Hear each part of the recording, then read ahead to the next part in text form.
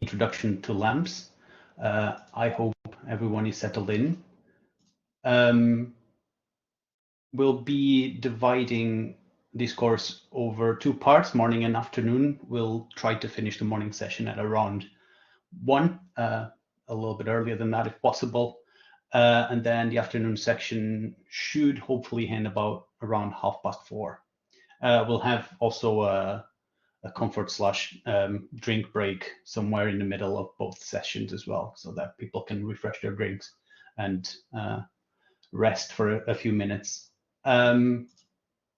I will be pasting any links that we need on the chat. For example, right now I'll be pasting the link to the Etherpad, where you can share any information you want with everyone if you don't want to use the chat. Or for example, right now I have put my introduction there. I would really like if you could also introduce yourselves there. The kind of things we're looking for would be a name, where you study or work, why are you interested in learning LAMMPS, and what kind of systems you'd like to use LAMMPS for in the future. I'll give everyone a few minutes to do that. Just to cover how we'll run the course today, we'll have carpentry style method of teaching, which is we have all the material already on the website that I put in the chat before. I'll be loosely following the material there, but I'll be mostly sharing my screen and talking about the things, sharing sometimes my terminal, sometimes the material, and we'll be going through that. Like I said, do ask me any questions that you have. I'll do my best to answer them as soon as I see them. William might need to ping me sometimes. At the end of the course, you'll be asked for feedback on the course that helps us improve the material and the courses, so that next time we run it, it's a little bit better. We also usually ask what kind of information you'd have liked to have on the course, so what kind of things we didn't cover that you would have liked to see. So first things first, I see that a large percentage of people have never used ARCHER2 before, so let's cover that a little bit in detail. For the purposes of this course, you'll have to agree to the ARCHER2 Code of Conduct. It basically, the bottom line of it is don't harass other users, don't do anything illegal, try to be nice to your fellow users on the service, don't do anything that would degrade the service for anyone else. That includes sometimes stuff like overusing the file IO system, not running things on the login nodes, and don't try and read files that are not yours, I guess, even though we do try to prevent that with the user system.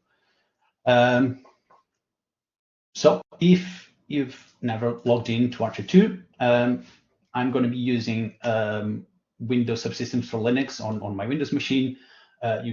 If you have a Mac, I'm sure it has a terminal. If you have a Linux machine, I'm sure you don't need me to tell you how to do it.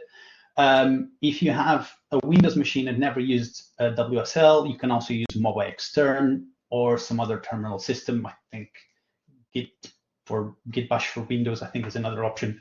I'll be using this one. Do let me know if my font size is too small. I can try and increase it a little bit. To log into ARCHER2, all we need to do is use the SSH command and then your username at login.archer2.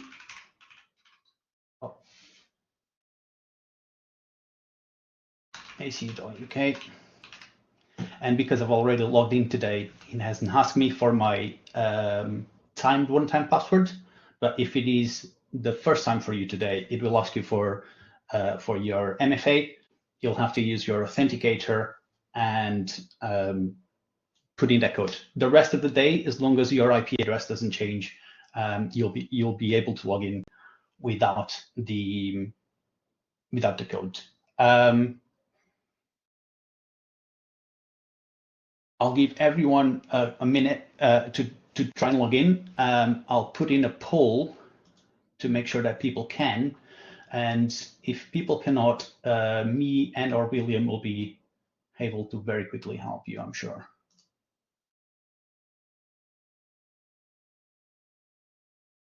There you go. So now that we're all logged in, let me tell you a little bit about ARCHER2 and the system, the overview of the system, because a lot of you have not used ARCHER2 before, and hopefully most of you have used an HPC system before, but there will be differences between this and other systems. So ARCHER2 is an HPE Cray EX system. It has several different node types. The important ones for today will be the login nodes and the compute nodes. We'll also be doing one exercise on the GPU nodes, which are technically compute nodes, but are a little bit different. We can come to that later on that lesson. The important bit is that when you connect, you are connected to a login node. A login node has access to all of the file systems. That includes the home, where you'll land, but also the work file system. The compute nodes do not have access to the home file system. So any files that you'll want to use to run your simulations, you'll want to put on the work file system. Now, the structure of the folders in ARCHER2 is very simple and always the same. At the root level, you'll have the name of the file system, so either worm, home, or work, and then you'll have the project ID, which for us today is TA176, and that in that outer layer there is two folders, one of which is shared. Everything in that shared folder can be viewed by anyone in the entire system. And then there's the private folder for everyone in the project. Inside this second folder named the project is the folders for each user. And each user has access to their folder and does not have access to any of the other folders of any of the other users. So this is all done with Linux permissions. There is also a shared folder here, and this one, the files can be shared by everyone in the project, but cannot be viewed by anyone outside of the project. So that's how we can keep several layers of access in the system. So if I go here to TA176, RA, that is my account. I have a link to the work folder, but if we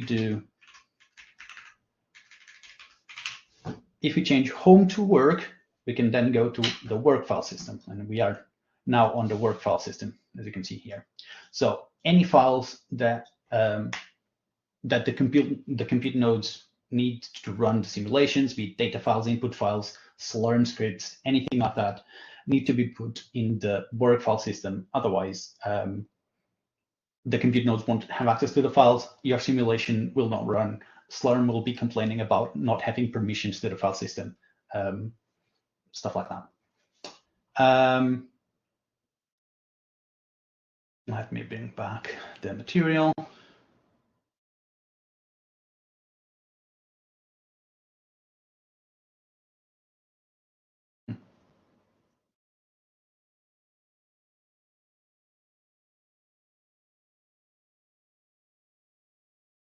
That is not what I meant. Give me a second. There we go. So the login nodes and the compute nodes, in terms of hardware, they are basically the same. They all have 2 EPYC CPU cores, TPU chips. Each chip has 64 cores, so that's a total of 128 cores per node. In ARCHER2, the budgeting is all done per node. So even if you ask for a partial node, you will be charged the entire node, and you'll have exclusive access to the node as well. There's no node sharing in ARCHER2, which is not the norm in some other series, in other HPC systems, including our Tier 2 series. The GPU nodes are the exception to this. GPU nodes can be shared. They have 4 GPUs each, and you can request just one GPU. And in that case, you might be sharing the node with someone else. But if you can also request the node exclusively. The GPU nodes that we have currently on ARCHER2 are nodes intended only for software development. We only have the 2 nodes with 4 GPUs each, and the limits on the queuing system are quite strict. I believe it's 1 hour maximum wall time, so you won't be able to run a lot of simulations on it. You can certainly run some tests and compilations and try some systems, but it'll be hard to do any kind of production run on it. For this project today, we have a little bit of budget. It's not massive, so please try not to run exercises outside of the ones that we prepared today, because you could very quickly run out of the budget for everyone else in a project. Just some quick stats on ARCHER2. We have a total of 5,860 nodes, so that's a total of about 750,000 of cores. In theory, with the appropriate amount of budget, you can request anywhere from 1 node to the full system. Like I said, we have the 4 GPU nodes. Most of the compute nodes in ARCHER2 have 256 gigabytes of memory, but there are a smaller number of nodes that have double that, and that they can be requested using the high mem partition. There's some other random information if you're interested in, including memory bandwidth and interconnect bandwidth if you're using more than 1 node. And then finally, we'll be focusing on the home and work file systems today, actually mainly on the work, but there are 2 other file systems available. The Scratch is a solid-state system that's very fast. If you do anything with machine learning that has thousands, if not millions of files, you'll probably be wanting to use this file system to run your simulations from. The caveat is that the Scratch system gets purged about once a month, so do not leave any files there that you might need to retrieve. And then there's the RDF as a service file system that is an archived backed up storage. It's slow, but it has a lot of capacity. If your project has access to this, you'll probably know about it. You cannot get access to this without having a project that has access to it. We do not have access to it today.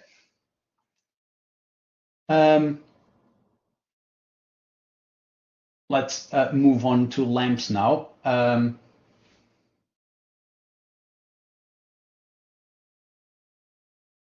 I know that some of you have used LAMMPS, but I'm assuming that some of you have not. LAMMPS was created by the Sandia National Laboratories, and LAMMPS stands for that large-scale atomic molecular massively parallel simulator. I'm not entirely sure what came first, the acronym or the name, but it is an open source software, so it can be freely used, it can be freely changed, and it can be easily downloaded from their website. You can compile it on your laptop. It can run on your laptop fairly well. It can run on massive systems like ARCHER2 and scales very, very well. On ARCHER2, we provide an already compiled version of LAMMPS, or actually several. If we do module avail LAMMPS, you'll see that we have several modules available, some of which are prepared to run on a GPU, and some of which are only run on the CPUs. Do consider that the GPU variants are very much experimental and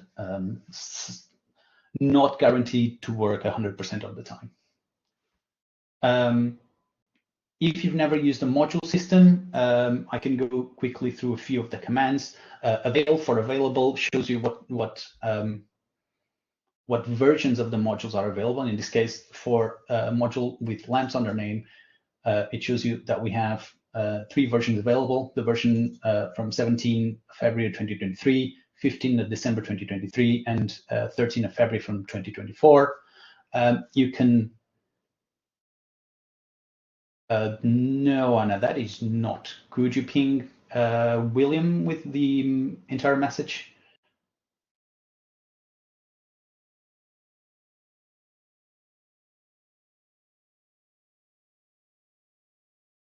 Okay.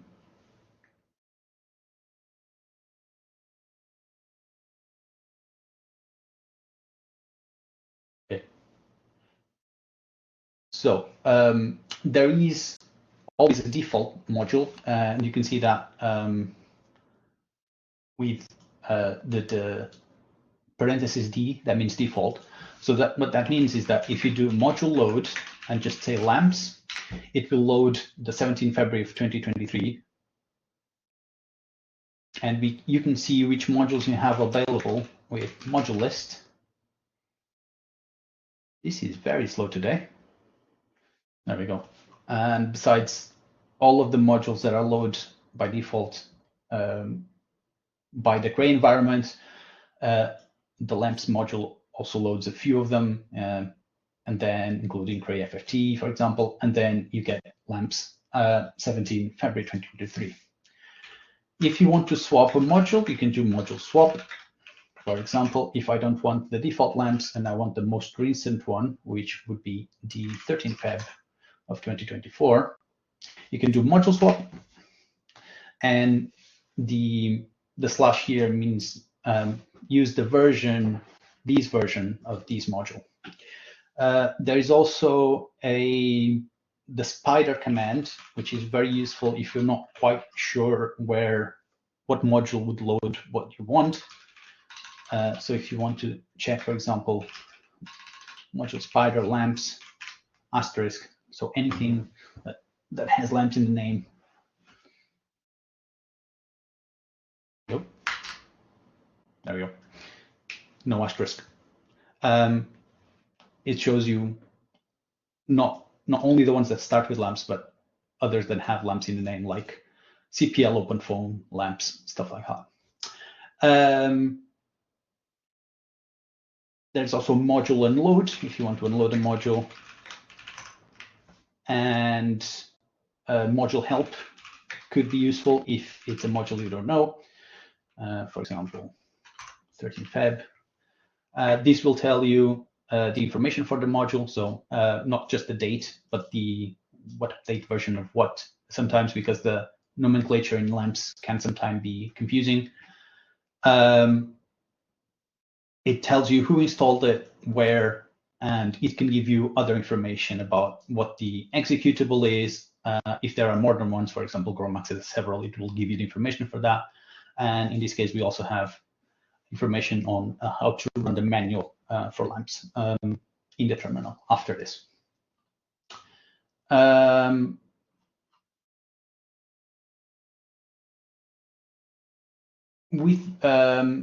You can also compile LAMMPS on your own user files. Remember to do it on your work file system, but that is also possible. That it is likely that you'll need to do that if you're doing anything that's non-standard. So any of the user packages on LAMMPS, by default, we don't install everything. We install the most commonly used ones. So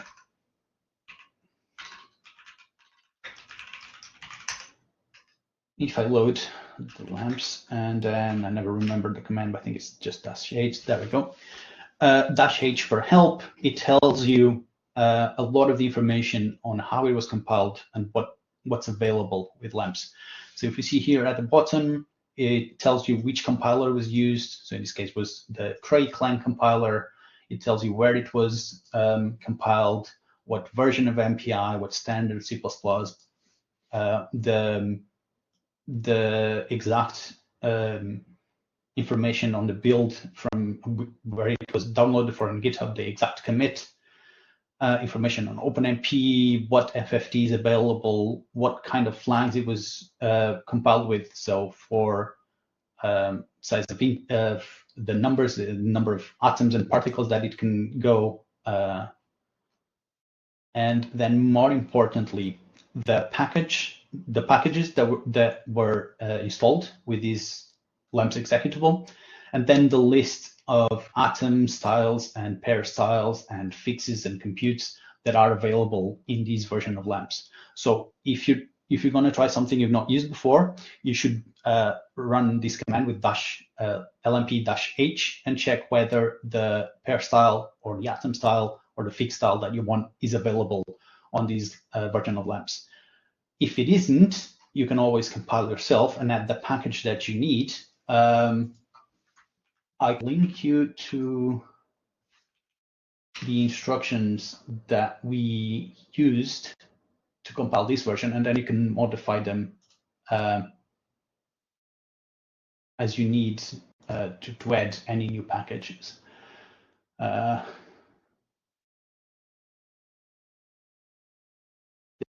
So I'll post a link in the chat. We won't cover compiling it today, but it's fairly easy if you have the base recipe that we provide. It starts by cloning the Git repo, loading the modules that are needed by ARCHER2, changing some environment variable. This is only needed if you want to do Python stuff with it.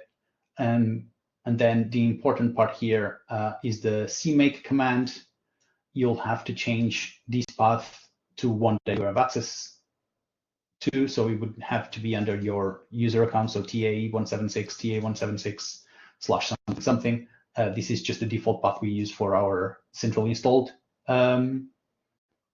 versions. And then the make and the make install commands. Again, if you don't need the Python libraries for it, you don't need the last one. So it is a fair use. And if you need to change the packages you would add the package command that you can check on the LAMMPS manual to see which one you need. If you ever have trouble with installing LAMMPS, you can always email us at support@archer2.ac.uk, and it will probably come to me, and we can help you with that.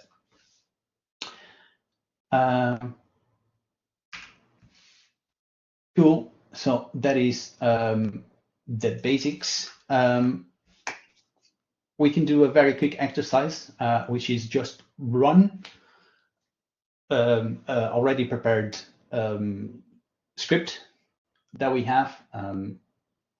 To do that, you'll want to clone the GitHub repository. The instructions are on the course materials, but I can also show you what you want to do. So make sure that you are on the work file system. If you're on home, you won't be able to submit jobs, or you'll be able to submit, but they'll fail very quickly. What you want to do is git clone, and then the URL for the GitHub repository that I can also paste on the chat.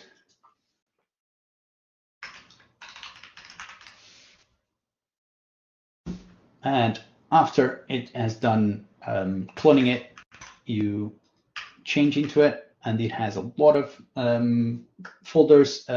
These GitHub has both the course material as well as the exercises. So you'll want to go into the exercises folder and then into the first exercise. So it starts with 1. And here you'll have three different files. This one is the submission script for the Slurm file system, which is the queue system that we use in ARCHER2. You have the LAMMPS input file. So this is the script that will tell LAMMPS what to do. And this data ethanol is a data file for the ethanol molecule that's used by the input script.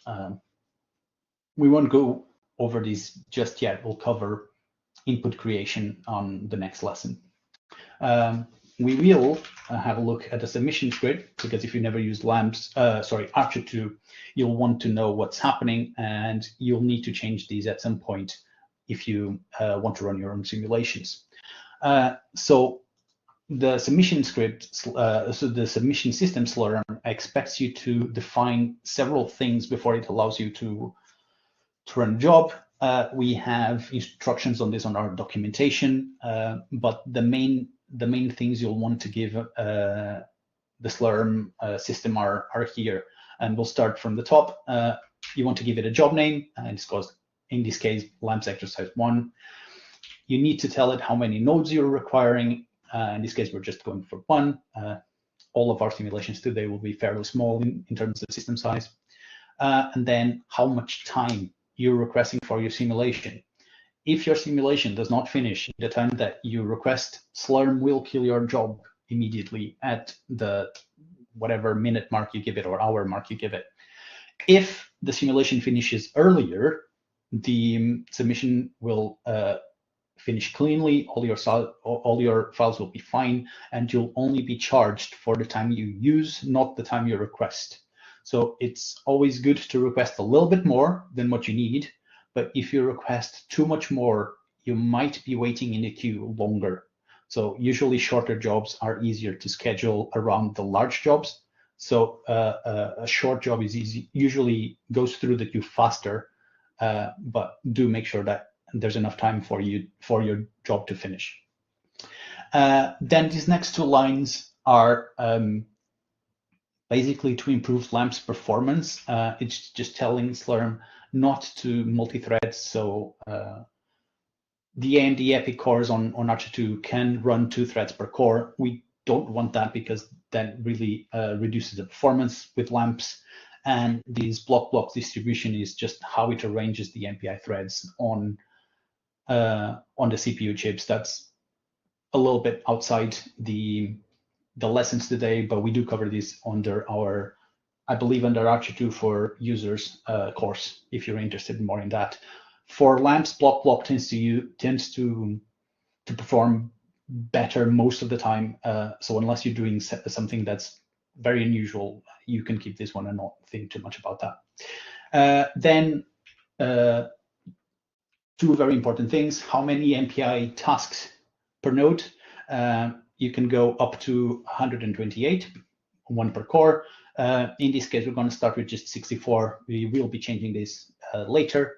And then CPUs per task is for how many OpenMP tasks you want per MPI thread. We don't cover OpenMP threads on the introduction course for LAMMPS. We do cover it on the advanced one, but these basically just the distribution of MPI threads versus OpenMP tasks. For today, we'll only be using MPI threads, so CPU per task will always be 1 today. So, like I said here, you can go from 1 task per node, although you'd be wasting a lot of the node, up to 128, which would be filling the entire node with the simulation. Next, we have account. You need to tell it which budget you want the job to be charged to. Today, all of your accounts will be under TA 176. If you're running something on a larger project, it might be, for example, EO5, for example, has tons of sub-budgets, so you might not be able to charge it to the top budget. You might be able to charge it to EO5 dash a name or something like that. So it can be the top budget or the sub-budget. Your PI will probably need to tell you which one. Then partition. We'll be running most of things today on the standard partition. We'll be running the GPU job on a slightly different one. You could also use the high memory for some things if your system is very large. You can find more information about what kind of partitions and what limits the queues have on our documentation.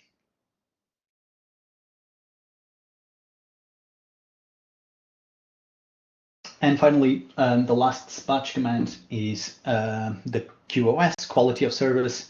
Because our jobs are very short, they're under 20 minutes, we can run them on the short queue. The short queue is for quick tests.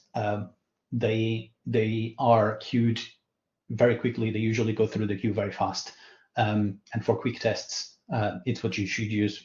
Otherwise, you might be waiting several hours for your job to start, which if you're quickly checking things, iterating through, might make your job harder. We then load the module. If you're bringing your own LAMMPS version, you wouldn't do this. You would here instead, down here, you'd point to your executable. But because we're using the centrally installed version, just loading the module gives you access to the LAMMPS executable here. And finally, just to avoid any OpenMP shenanigans from automatically loading and trying to thread things that we don't want today, there's this environment variable setting to 1. If you do change things to use OpenMP threads, and LAMMPS can take advantage of it in certain situations, you'll want to change the 1 down there to the same number that you have here on CPUs per task. Lastly, the command that actually launches your executable, srun. You might be familiar with npi run in some other systems or even in a laptop. In ARCHER2, npi run is not available. Srun makes the same has the same effect or aims to do the same things. So srun will launch the parallel job for LAMMPS. It will inherit the number of tasks from sbatch. So if you already set tasks per node equals 64, srun will launch with 64 threads. And then we're giving it the input file in .ethanol. And then we're telling it to write the log file to log.the number of processors that we set up here. That's 64. And then it appends the underscore CPUs, and we'll show you what that looks like. To actually submit the job, you use the sbatch command, and then you give it the slurm script, and it tells you that it has submitted a batch job and gives you a number. You can check how that's going with sq command. If you just run sq command, you get a very large list from everyone. But if you do --me for me, it just gives you your jobs. So I'll do that again. And it can tell you that the job ID, that number is the same that it gave you before. It's running on the standard partition. This is the name of the job you gave it. This is your username. It's running. It's been running for 17 seconds when I run that command. It's using 1 node, and that is the node list. If it shows a P here in the status, that means pending, and it might give you here a queue or not enough resources and stuff like that. That means it's just waiting on a queue for available resources to be available. And then if you see a CG, it means it's canceling, it's probably ending. CG shows whether there was an error or a normal finish. So you need to check the logs to see if it finished successfully or not. It is not finished. So if we have a look at our folder now, we have 2 new files. Slurm will always write a Slurm file. You can change the name with some sbatch options, but by default, it will be slurm dash the job ID and then .out. And then we also have the log file from LAMMPS. We can have a look at either. And what we'll see here in on the log file of LAMMPS is that it prints not just the output, but it also prints all the commands that it run. So what you're seeing here is basically what's in the input file. What we'll be interested for now is the bit here at the bottom. This is where it gives you performance information. And for now, we'll be looking a little bit of that. We'll discuss in detail what these tables mean on a later lesson. For now, you can see that using 64 cores, our job took 13 seconds to run.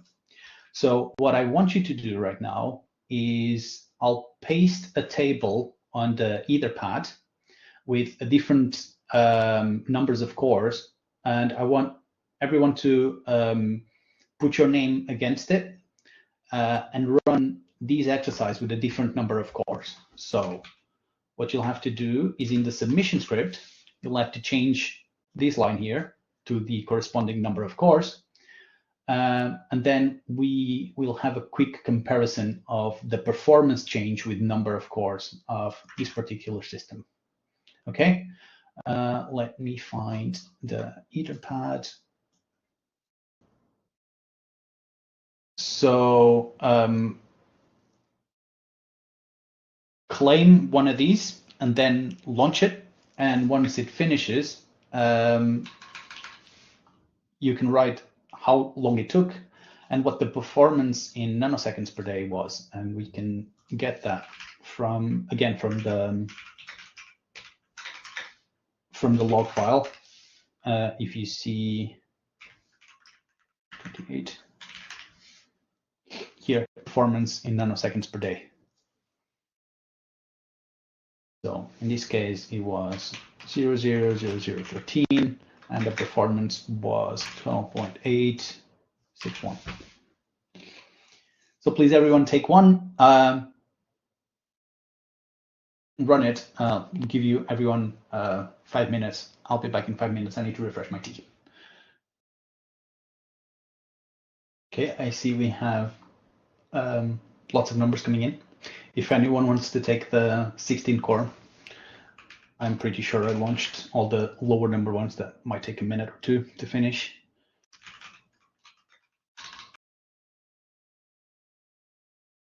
Okay, we have all the numbers.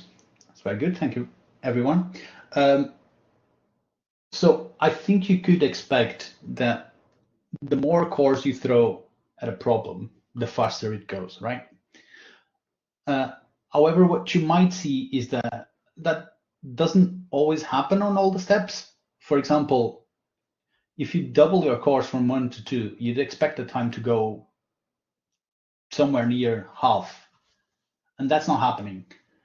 And this is because I tricked you. The system, the way it was set up, it's set up with a bunch of empty space on one side of the simulation box. So by default, LAMMPS just splits the simulation box in half and just assigns half the space to one core and the other half to the second core. And what happened here is that one core is still doing pretty much all the work, and the second core is not doing any work until some of the atoms move there, which is why you get 5 seconds less of runtime. So this is one of the things that you'll need to consider once you're running your simulations is how is your system set up, and then what kind of what kind of commands you need to run to make your simulation go as fast as it possibly can. We won't cover a lot of that today, but I did want to make you aware of it, that just because you throw more power at a simulation, it doesn't always make it go fast. Even if it's the number of nodes, sometimes if your system is not big enough to entirely fill a node, some of your cores will be spinning idle for a while, waiting for the others to finish. So always benchmark your systems with very short runs like we did here today.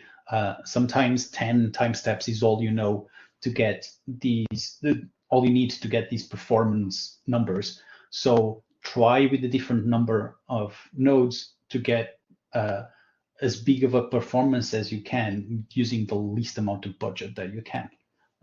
Because sometimes you really need a simulation done yesterday, but most of the time you can wait another day or two for the simulation to finish and use a third of your budget rather than all of it, saving yourself some budget for other simulations and saving a lot of carbon from the environment, or saving a lot of energy, I should say.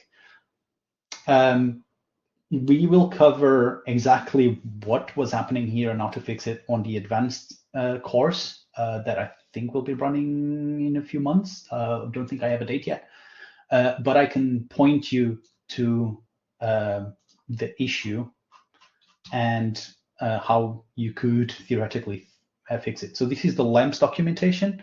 It is, in my opinion, one of the best documentations for many software I've used ever, even though if the style of writing sometimes isn't the easiest to understand at first glance. So what was happening here is that the system that I created was a little bit like this. So it has a bunch of empty space, and by default, LAMMPS just splits the system into equal volume areas. Sorry, equal volumes, basically. In my case, from 1 to 2 would be just the entire system and then divided in 2. So what was happening is that the top half, imagine if there was only 2 and it was divided here, the top half was simulating empty space, basically. What you can do is use the balance command that can change the way that the system is divided. For example, the easiest way would be to do this, balance shift, so then that less amount of empty space is being run, but it's not perfect. As you can see, there's a couple of cores here that would still be running nothing. And then there's the balance RCB, which will ensure that every core has something to do, but this type of decomposition does not work with every system. So if you have anything triclinic, for example, I believe this won't work with that. You'll have to use shift, which is better, but not as good as this one. Again, we'll cover these in detail on the advanced, but I wanted you to know of it. So if you find that your simulations are not scaling well and your system is not uniform, this is why, and this is where you can get some improvements. Okay. I think I'm about 15 minutes ahead of time, but I would, unless anyone has any questions, and I'm happy to answer, we would go on a break now and come back at 11:45. That's okay. But yeah, if anyone has any questions, do ask. Happy to answer.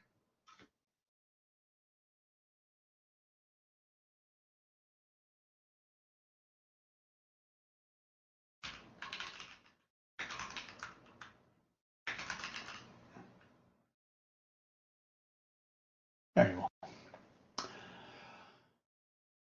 Let's start a little bit with the very, very basics of molecular dynamics, just in case people that, especially those of you that come from a DFT background, just so you have the most basics of ideas of what LAMMPS does in terms of how it simulates its systems. So the basis of molecular dynamics is to apply Newton's laws of motions to a group of particles.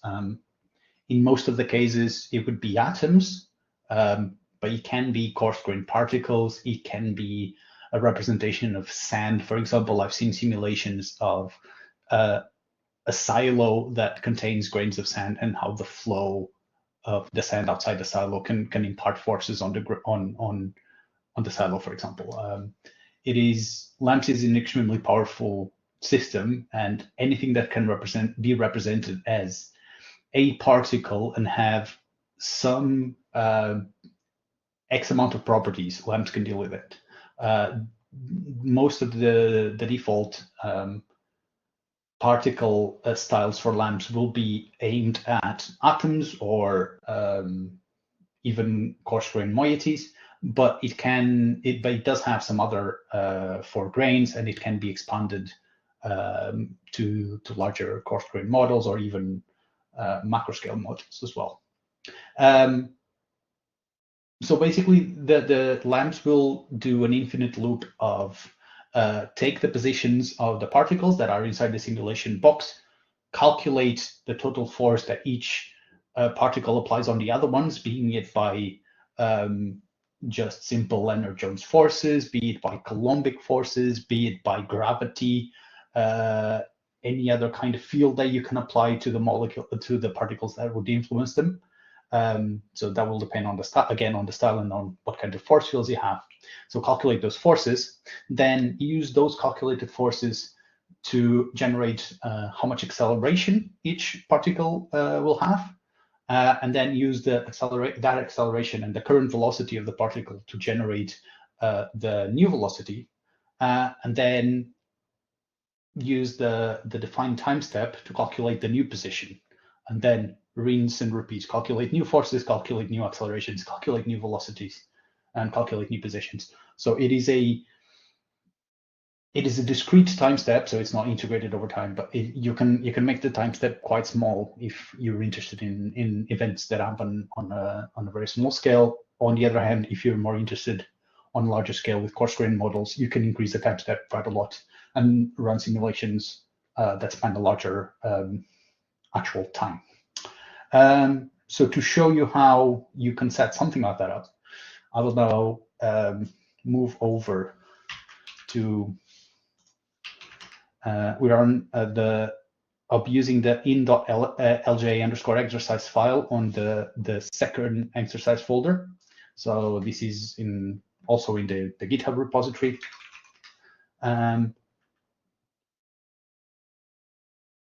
This is a very simple example of a Lennard-Jones fluid.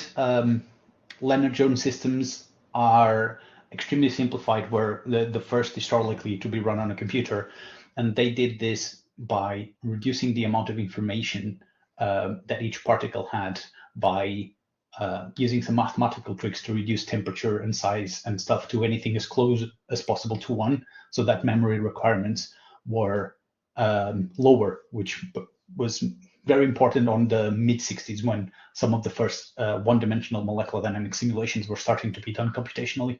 So let's go through the commands that you need to set up a simulation, and we can explain a little bit of what each of them does.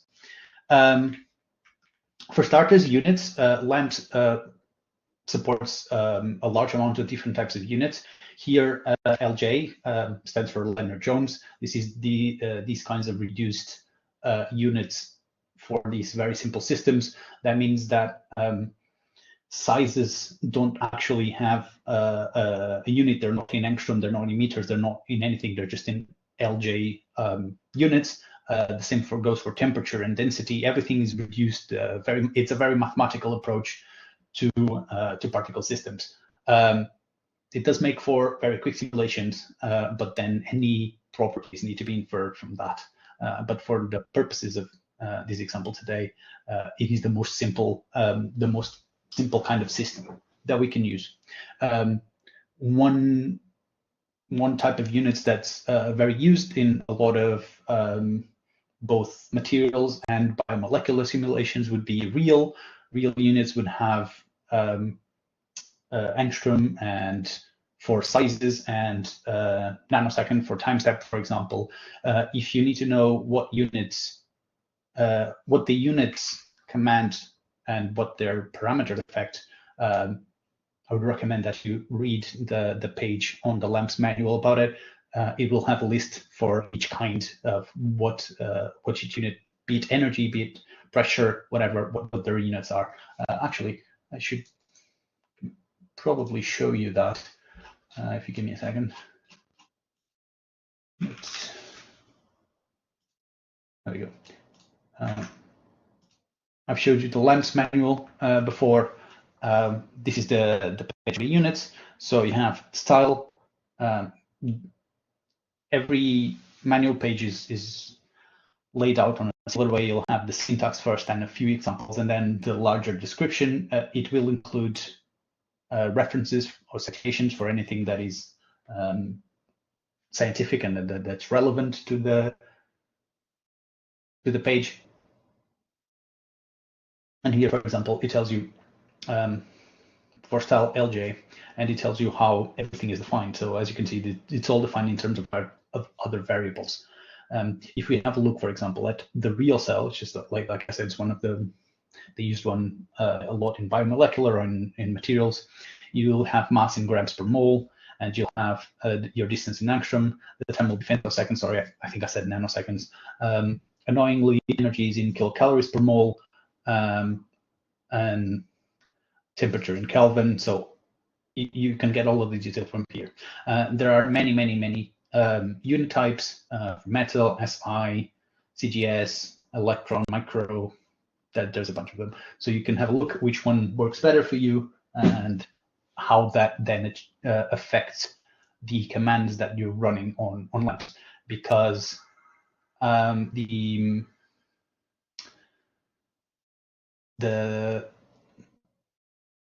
all of the commands later that will be in energy units or in velocity units will be affected by this units style command. The next one is atom style. In this case, atomic. These sets up how many properties each particle has. So atomic is the most basic one. I believe it has position, velocities. You can have molecular, which will add charge. You can have dipoles. You can have a myriad of different atom styles depending on what kind of system you're trying to run. And it will then your particles will have access to those properties, and then you can compute things from that, calculate things from that. The trade-off there is that the more properties your particles have, the more memory your system requires, and it can slow down a little bit your simulations if you're trying to calculate too many properties for your particles. So the recommendation is always to use the least amount of properties that you can, but one that has all the properties that you need. Again, because I'm most familiar with materials, would be mostly using molecular or charge. So anything that has positions, velocities, and charges, so that then we can apply Coulombic potentials to the particles. The next command is dimensions. LAMMPS can do 2- or 3-dimensional simulations. I believe it cannot do 1-dimensional, or at least not without some very heavy acts. But you can do 2-dimensional simulations. That means that the Z direction isn't created, doesn't exist. Or you can have 3 dimensions, which would be the most normal ones.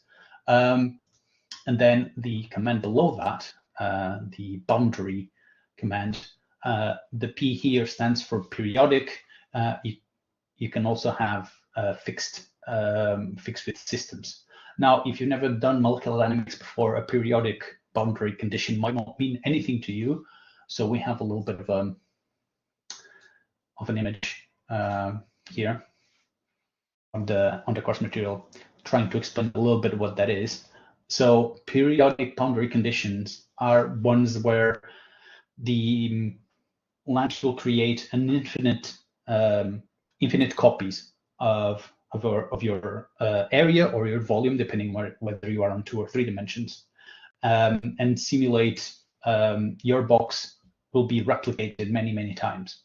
How it does that is that it creates what it calls periodic images, and the idea is that when your particle, for example, let's use the arrows here, this particle here on the bottom left, if it moves outside the boundary of the of your original image, your original system, what happens is it moves to one of the periodic representations, but at the same time, on the periodic representation on the other side, the same molecule, the same particle moves into this box. So in effect, you only need to simulate the central box, and when a particle moves on towards the one of the bounds, it just reappears on the other end of the molecule of the periodic box. Now, this assumes that your particles cannot interact at extreme long ranges, and there are ways to mitigate that depending on what system you have. One of them is, for example, if you have very large polymers, they should not span over half the box length, so that you can guarantee that there are no self-interactions, they're usually referred. Extreme long range, very large charges might also be a problem. So in those cases, periodic conditions might not be the best for you. LAMMPS is capable of doing periodic conditions in only some of the dimensions. So for example, if you have a slab, I believe someone had a crystal of something, I forget, sorry, perovskite maybe. You can create, for example, a slab on one or both ends and have just, for example, just 3 boxes. So a system that is periodic on both X and Y, but not on the Z dimension. LAMMPS is very powerful and allows you to do that. You will have have some care about some of the fixes and some of the compute. However, it is very possible to do it, and I've done it before, and it works very, very well. So basically, that is what a periodic boundary condition is. And here in our Lennard-Jones system, we're just setting every dimension to be periodic. Now the next command, lattice. This is the density that we are going to create our grid of particles. So we're going to create a grid of atoms or particles from nothing, and we're going to use this density variable here that we have defined up here. So up here we defined the density to be 0.8. This would be the same as if we had just defined 0.8 here. The advantage of doing these other ways that then we can easily just change the value up here, and it changes every place where this density variable has been used anywhere. And I believe we actually don't very should use that on like log files or anything like that. You can use the variables to write the names of files, for example, so that you can easily keep track of what file was created by what. So that just means a density of 0.8. So that means that 0.8. This is again in Lennard-Jones units. And then the region here, a box. Box is just the identifier, is just the name, and then block means cuboidal region, and then you give it you give it minimum and maximum coordinates for the x, y, and z directions. So here from 0 to 10, 0 to 10, 0 to 10 on the x, y, and z. So that will create 10 replicas on each of the direction. So that'll be 10 cubed. So there'll be 1,000 atoms, particles, presumably. And then the next two commands create based on the region and on the last command. This one creates the actual simulation box, and this one populates the atoms in the simulation box. The final result should be something a little bit like what we have on the course material. Maybe something a little bit like this. Be a cube evenly spaced with 10 particles on each side with a density of 0.8 in Lennard-Jones units.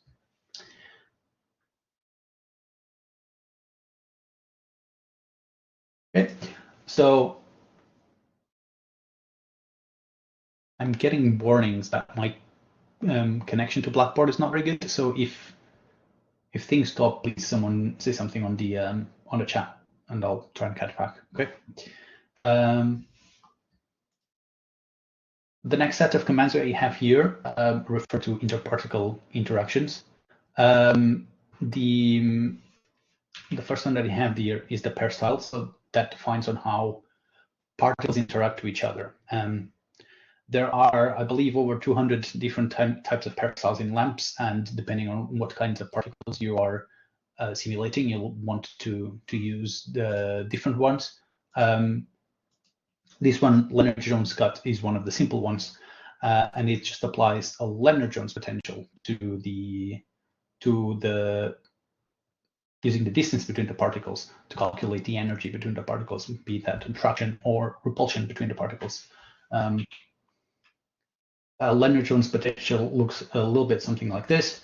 If the energy is above 1, you're in the repulsion zone, and if the energy is above 0 is in the repulsion zone. If it's below 0, you are in the attraction zone. The depth of the energy well is usually called sigma, and then the distance between the particles will be the sigma.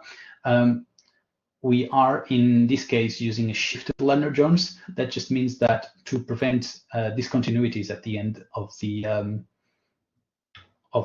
energy function, so in our case at 3.5 angstroms, even though our graph here just shows up until 2.5, to avoid any discontinuities, the energy, the curve is shifted a little bit upwards, so that the energy at 3.5 is equals to 0 and not some small negative value. So that was what the shift yes means on this second command. And the third command is the coefficients between particles. In our case, we only have one type of particle, and LAMMPS will define it using types 1. Your system might have a few types of particles, might have dozens or even hundreds of types of particles, especially if it's more of a biomolecular system. These can be defined in other ways for some other systems. We won't cover a lot of that today, but you can import a topology file that has all of that information, including DCD type files and I believe even PDB in certain situations. For this simple Lennard-Jones system, we'll just define any manually. So we're defining that the force field parameters between particles of type 1 and 1, so between similar particles. So our sigma and our epsilon are both 1. So that just makes simulation very easy. These could be modified. If you increase the epsilon, the energy well will be deeper, so there will be more attractions. If you increase the sigma, the repulsion will start at a larger distance, so in effect the particles will be larger. And then finally, we're setting the mass of a particle to 1, again in Lennard-Jones units. And this can influence the acceleration and then the velocity that particles might get. So if you increase your mass, your particles will be heavier, acceleration, even with the same acceleration, would be smaller.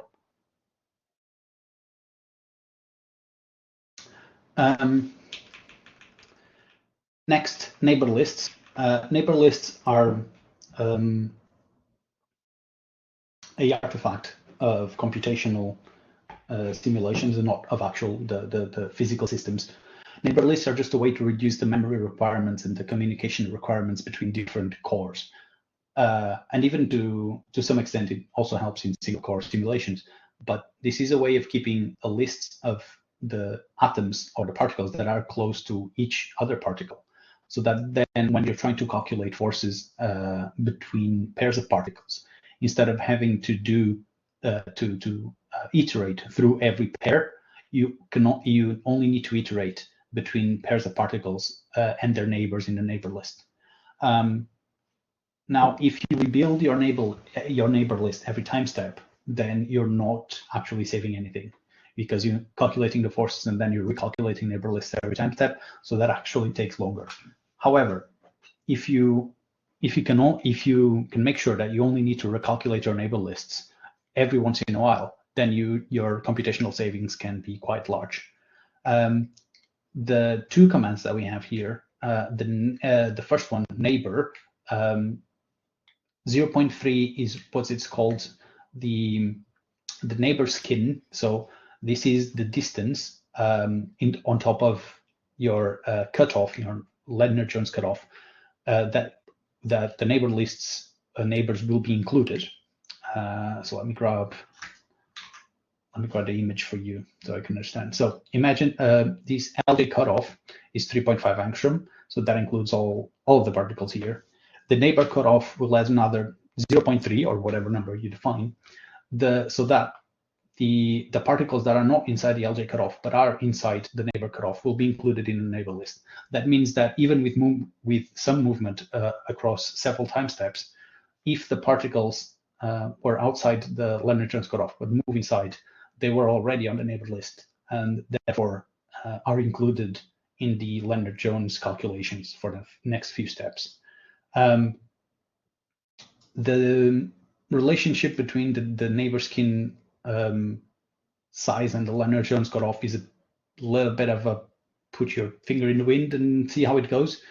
But usually on the 10% mark is usually decent, unless there are a large amount of neighbors per each of your particle. And then the second command here, the neighbor modify, these modifies on how frequently these neighbor lists are rebuilt. You can change this. You should make sure that your neighbor list rebuilds are not dangerous, and that means that your that the movement of the particles is on each time step is smaller than your distance that you set here, or not between time steps, between the number of time steps that you put here. So for 10 time steps, your total movement for each particle should be smaller than this. You can check this using diffusion coefficients or stuff like that. But then sometimes the easiest way is to start with a very conservative delay here, and then increasing it as you start to know your system until you're very comfortable with it and know how much each particle moves. The delay is how many time steps LAMMPS will wait since the last neighbor list rebuild, and then the every is after the X, in this time after the 10th time step. LAMMPS will check every time step to see whether it needs to rebuild the neighbor list or not. And how it calculates that is whether any particle is moved more than the neighbor skin distance or not. So if any particle during the last 10 time steps moved more than 0.3, then it will rebuild. Otherwise, it will skip it and just continue going until that threshold is met. And that is neighbor lists. I know neighbor lists can be sometimes quite confusing. So if there's any questions about this or how they're set, I'm happy to expand on anything a little bit more.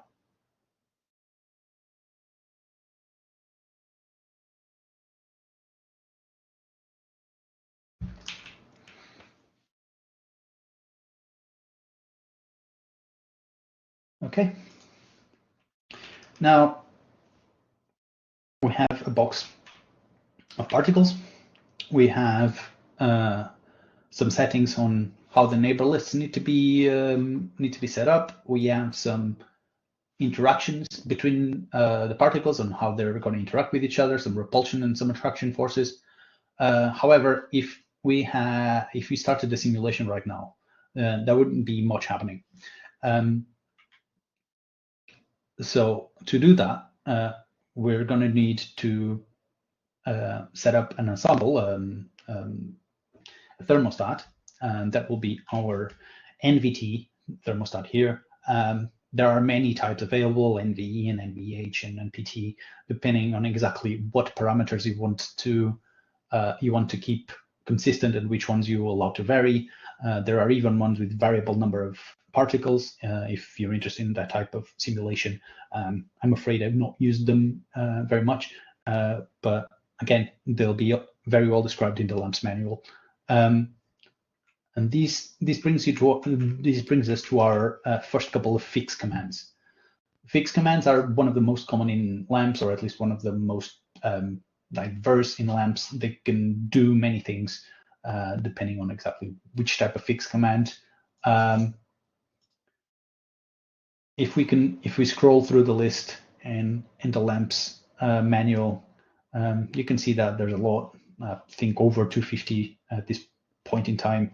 And they'll do different things, from viscosity, from springs, from some of the thermostats like NVT and NPT, to pair commands. There's an entire range of things that the fix command can do. You can also add to them if you have a little bit of C++ knowledge. You can create your own.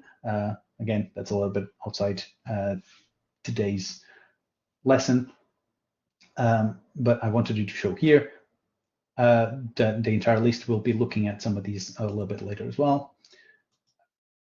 But the first one, the linear moment command, this one zeroes the linear momenta of all particles in all directions. So the all directions is controlled here by the linear 111, and it does the same for the angular. So it kills all the linear and angular momentum for the particles, and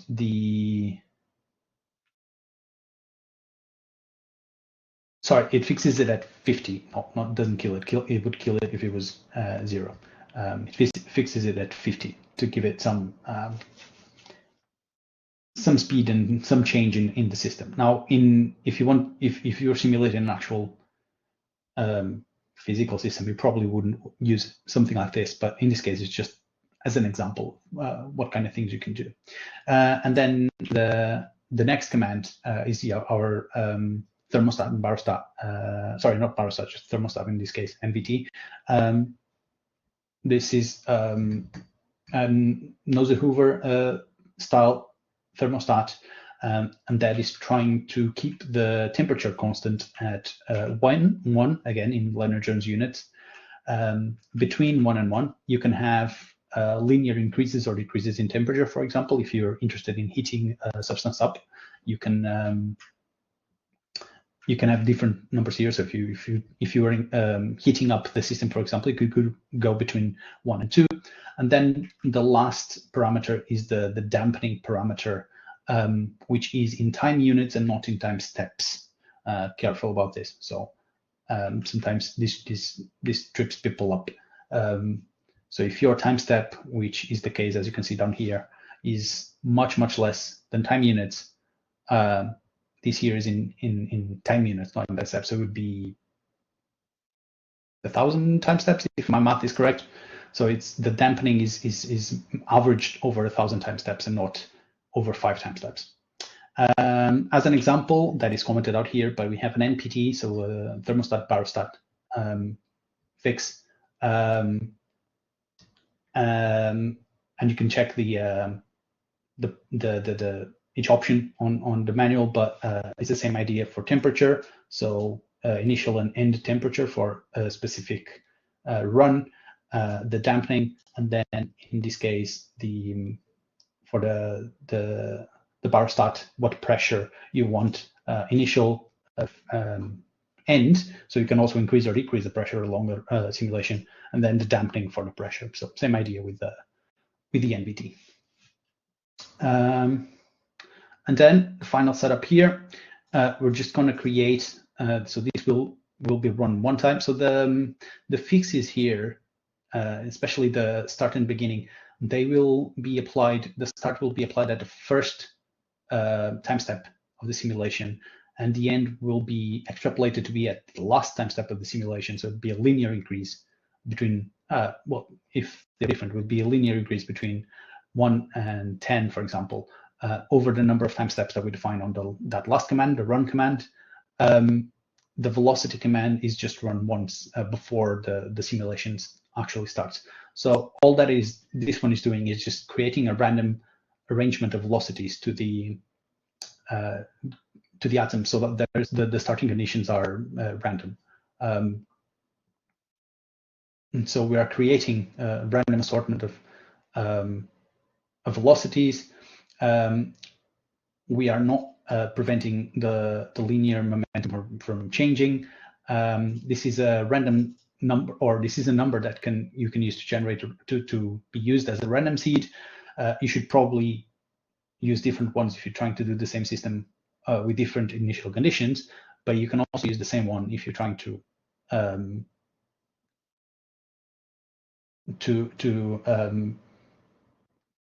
do a simulation that with the same starting conditions, basically. So it's a random configuration of velocities with a pseudo-random key, basically. So change this number every once in a while, especially if you're trying to do the same system with different initial conditions. And then the one here is the starting temperature that you want, which in this case is the same one as we have up there on the fix. Next, the time step. This is how much time units each time step should be simulating. So in this case, 0.05 of a Lennard-Jones unit. Selecting your time step is always a little bit of a dark art. It kind of depends on your system, on what kinds of forces you're applying, how heavy your particles are. It's always a good idea to be conservative. Again, a little bit like the same like with the neighbor lists. And and then try and increase it little by little. You run the risk of, if your time step is too large, that the position change between two time steps be so large that a particle can basically warp through another one and not interact with it as it should. So you have at some point extremely large forces and things collapse and your simulation literally explodes, and then LAMMPS crashes. So that usually can come from very high time steps. If your time step is too low, on the other hand, things work very nicely, but you might not be able to get good uncorrelated data from it because it takes so long for particles to move that you won't see any interesting phenomena. So yeah, it's one of those things that you want it to be as high as you can without it breaking. Again, some inferences can be made from dispersion coefficients and stuff like that, but you'll probably need to experiment a little bit until you find a value that works for your system. The less heavier atoms you have, the smaller your time step tends to need to be. Heavier atoms, because of their mass, tend to move less between time steps, so you can usually get away with larger time steps. Then we're almost to the end. The thermostyle here controls what kind of information we output both to screen and to the log file. So if I go to our log file that we had before, this is what is called thermo information. So here we had step, CPU, temperature, total energy, pairwise energy, long distance energy, van der Waals energy, and volume. So some of these wouldn't apply for the Lennard-Jones, for example, but some of them will. We also have the size of the box in the X dimension, and we have pressure, which also we don't show up here, but what do we do? But what you have here is you can customize what information you're interested in and output that to your log file every 500 in this case time steps. So I believe this one is every 10, but you can change how often you print this information and what kind of information you have. So with the custom style, there are some default ones you can use if you're interested in what they do. But with the custom one, you can tell LAMMPS exactly what to print and how often. In this case, we're printing the timestamp, the temperature, the total energy, the potential energy, the kinetic energy, the pressure, volume, and the density of our system. And we can have a look at how that looks. If I run that, let's go to 2. And while that runs, we can finish this.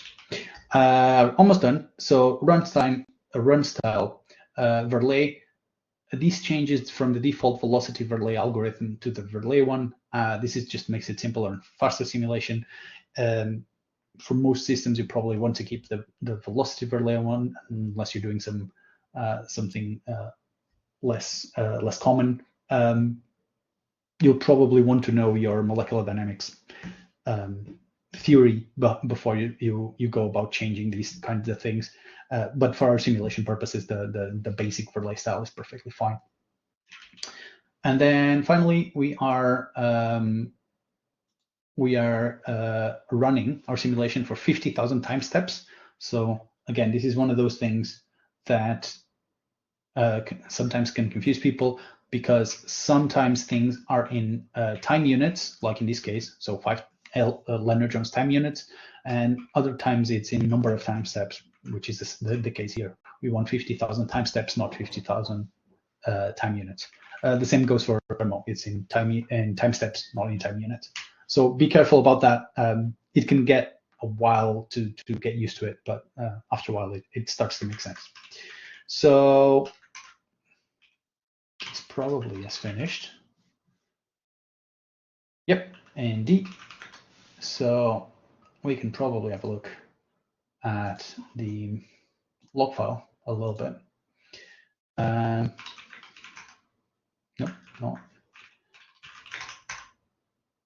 log file. So we know it run. We have the end simulation, and as you can see here, every 500 time steps, it was printing the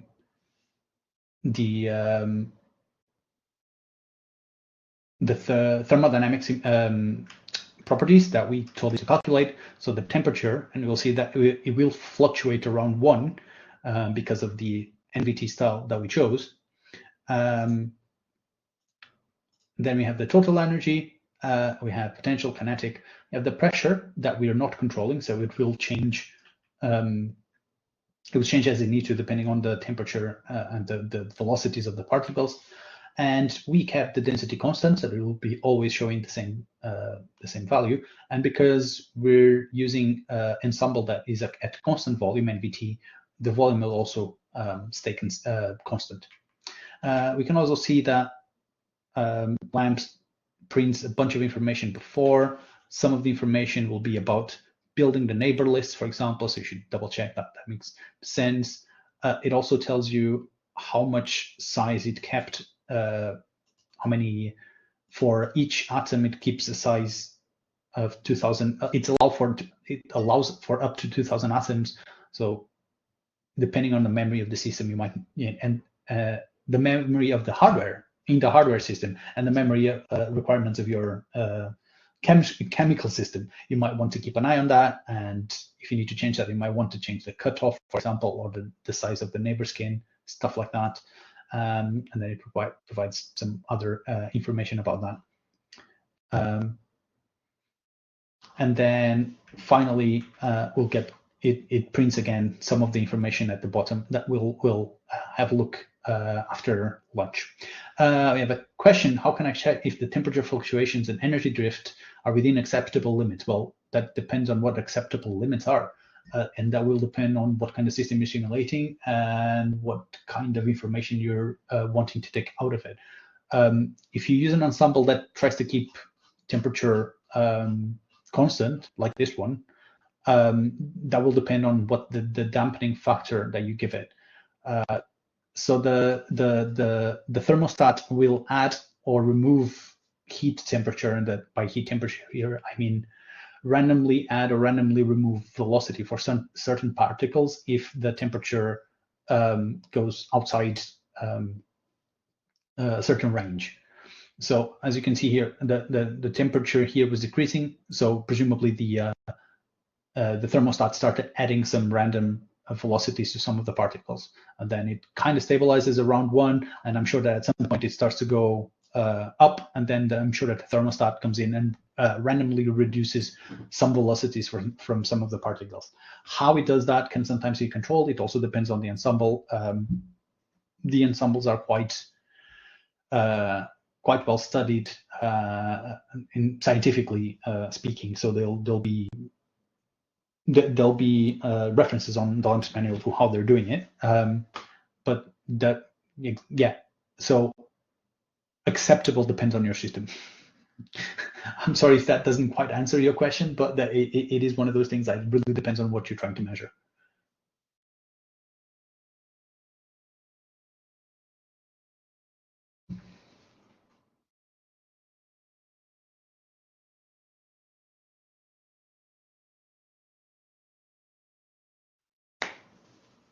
Yeah, no problem. So, unless there's any other questions about the input or the log file, I would suggest people run some these exercise 2. Feel free to change many things, including, for example, the density. You should be able to go as low as 0.01 or something like that, and you should be able to go as high as 2, I think, or maybe a little bit more. If you change the region here, you will be increasing the number of particles, so your simulation will take longer. You should be able to make it go to 0 to 15, for example, on all dimensions, or you can go 0 to 30 just in the X dimension, see how that looks. Feel free to have a go at changing the coefficients, for example, as well, or the cutoff and the neighbor list, and see how that affects your simulation. And you'll see on the log file from LAMMPS how that can affect things, including energy, total energy of the system, for example. Try not to go much over 50,000 time steps, but it's probably okay if you go a little bit under.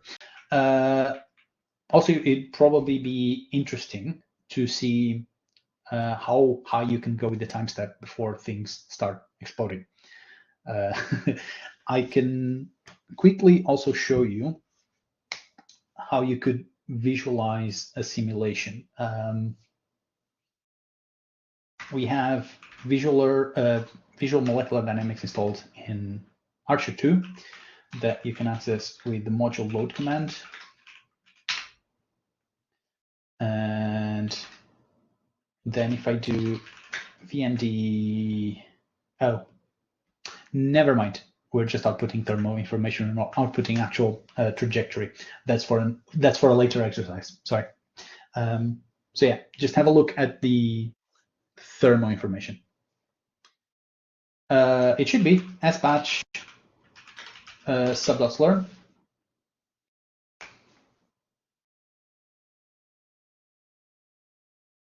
And you need to be on your work file system. So it should say work there. It shouldn't say home or nothing. What kind of error are you getting, James?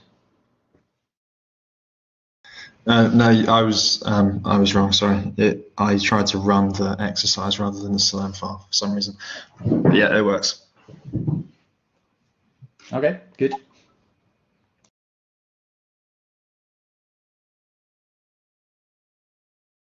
Okay, I'd say 5 to 10 minutes to run some of these examples, change some things, see how it affects the thermal. Then in about 10 minutes, we'll be back if anyone wants to share any of the any interesting ones that you find before we break for lunch. Okay. And as usual, if anyone is hitting any issues, send a message, something. Me or William will try to.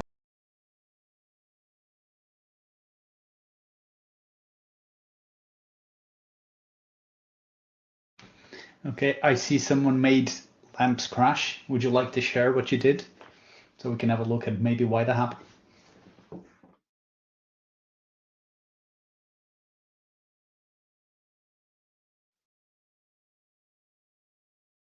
Yeah, that is a very, very easy way to do that. So I had done the same.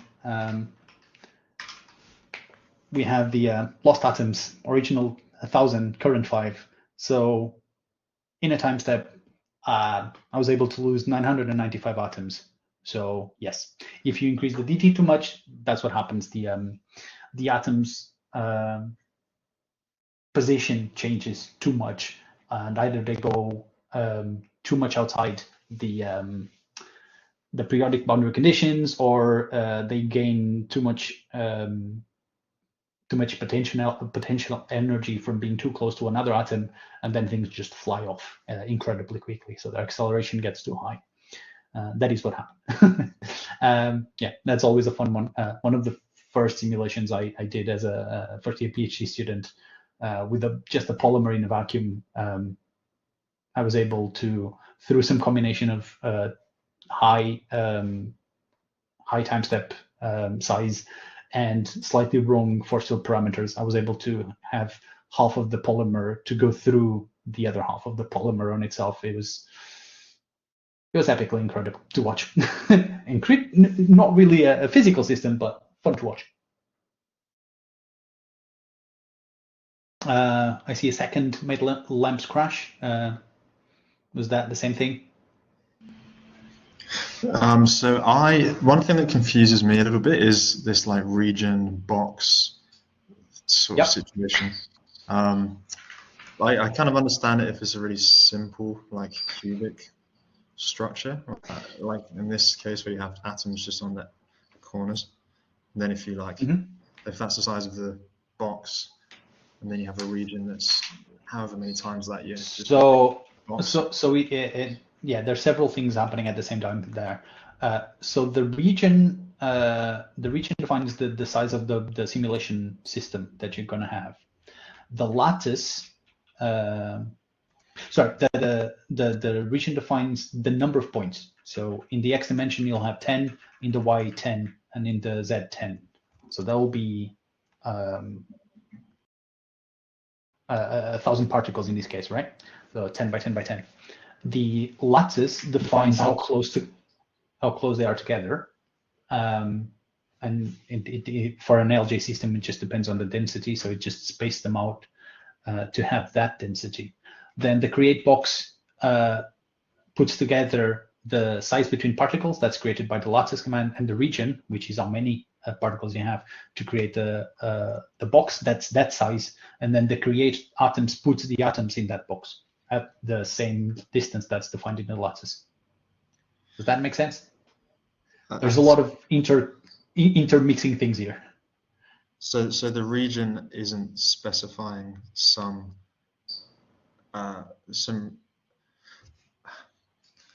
it's a bit confusing. So you have a 10 by 10 by 10, what, like arbitrary unit? Particles, basically. You're creating a cubic arrangement of 10 by 10 by 10 particles. I believe that if we have a look at the log file, we can get some information on that. So here you see lattice 0.8. So then it calculates what the distance needs to be between particles for that. So it will be 1.07. So then the region size, sorry, based on fitting a 10 in like the X direction. So it knows the size of the particle, but because we give it that, so it creates the distance in the lattice to have a density of 0.8 LJ units. So to do that, it calculates how far apart each particle needs to be on a cubic lattice. Okay, what if you're inputting some lattice and you know that, like lattice parameters? Yeah, you can do that. So instead here of choosing square cubic, there are other styles that you can use if you want to. You can give it the spacing yourself if you want. There are triclinic lattices that you can use. There's many options depending on what you need to do. Okay, yeah. So in this case, we're creating the spacing based on the density. Okay, because you're sort of modeling some fluid or whatever rather than some. Yeah, a very basic LJ fluid that akin to argon gas, or depending on the temperature, could be an argon liquid, I guess. Okay, that makes sense. Yeah, I find it confusing because the actual system I want to work on is like an orthorhombic crystal, and I know the lattice spacing, and so if I know the direction, whatever. Yeah, you can get the unit cells and use that. But then what's the region then? What's the purpose of the region if I'm telling it the lattice spacing? Because it's not using the region to figure out the. It's multiplying. So in this case, so the spacing between each particle is these 1.07 in each direction, and then it's creating it's multiplying that by 10 on each direction to create a box that is 10.7 by 10.7, so that it can put an arrangement of 10 by 10 by 10 in it. So the region is not giving an exact size; it's saying how many things, and then the box is created. Yes. How many repetitions, basically. Okay. Thanks. It's because they're so confusing. It's like they sort of seem to. Yeah. There's a lot of interconnecting things, yes, and there's lots of ways of creating an initial topology. So this is not the only way. You can have a LAMMPS data file, which is the way we do it with the ethanol on the first example, if you want to have a look. And then in there, we input an entire molecule rather than a particle at a set distance for a lattice. Or you can just have LAMMPS pack X amount of molecules in a certain amount of volume, for example. That's another option. So there are many ways to create an initial topology. This is just one of the simplest ones. Okay, thanks. I could keep asking. No worries. Be quiet for a minute. We have some time. I see some other people have some interesting things. If they if they would like to share what they've seen. Anthony and Natalia, I think.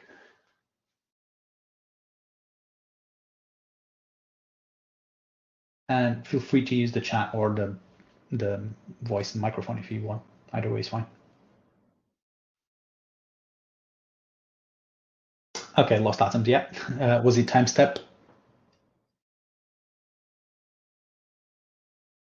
If your system is a molecule, should the region be 0, 1, 0, 1, 0, 1? No, in that case, in that case, it would just create one molecule. It wouldn't create a lattice of molecules.